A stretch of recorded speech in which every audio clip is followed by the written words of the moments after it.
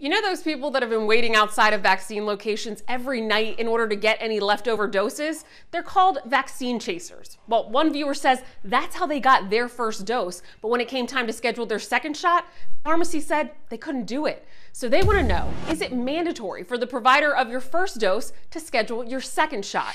Let's verify. Our sources: the CDC, the Maryland Department of Health, Dr. Kelly Jibo, professor of medicine at Johns Hopkins University, and Dr. Gabe Kellen, director of Johns Hopkins Office of Critical Event Preparedness and Response and the director of emergency medicine for Johns Hopkins Medicine.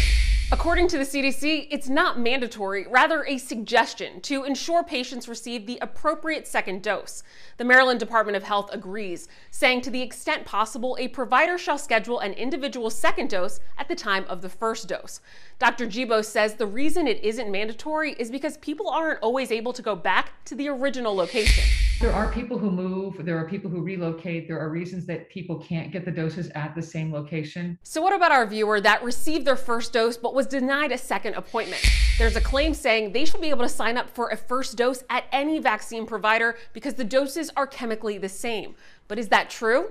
Well, Drs. Kellen and Jibo say yes. It's manufactured the same, the exact same ingredients. Yes, they should be identical and are used interchangeably. So if somebody received their first dose but wasn't able to sign up for a second dose through the same provider, they could potentially go to another location and sign up for a first dose, and that would be okay for their second? Yes, you could get the first dose at a second location if that's easier for you. So we can verify, no, it's not mandatory for first dose providers to schedule your second dose, but it is highly suggested. And we can verify that yes, the first and second doses are chemically the same. So if the provider of your first dose didn't give you an appointment for your second, you can sign up for an appointment at any other location where you're eligible. With your Verify, I'm Ariane Till.